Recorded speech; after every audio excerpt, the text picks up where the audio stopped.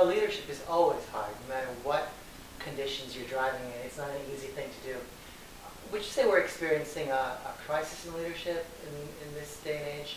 You know, crisis is a strong word, so I don't know that I would say crisis, but I would say that yes, there's you know, I think leaders are constantly growing. They're constantly developing themselves. They're you know, constantly trying to become better at what they do.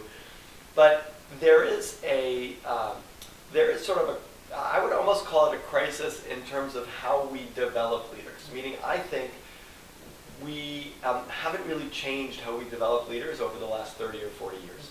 You know, we grab a bunch of books and we get methodology out of it, and we teach them the methodology, and we pass knowledge from one place to another, and we expect them to implement that knowledge.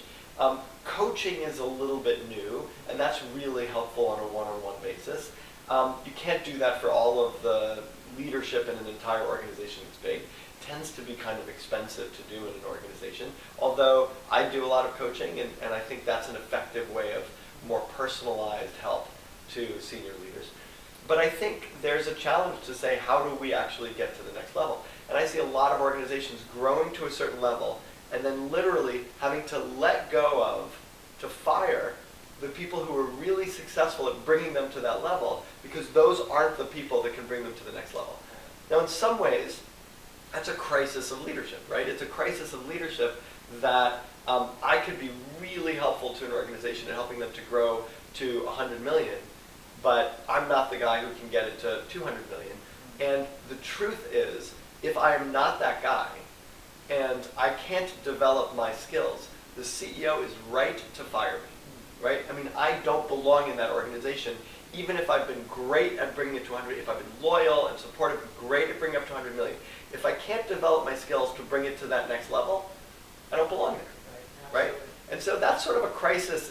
It's a shame, right? I mean, the CEO's doing the right thing, but it's a shame because you really want, and it's painful. Right. It's painful for CEOs that I know that look at people who've been incredibly loyal to them, incredibly helpful, and yet can't make it to the next level. Then the truth is they have to either put them in a job where they don't do harm, or they have to let them go and bring in people who can bring them to the next level.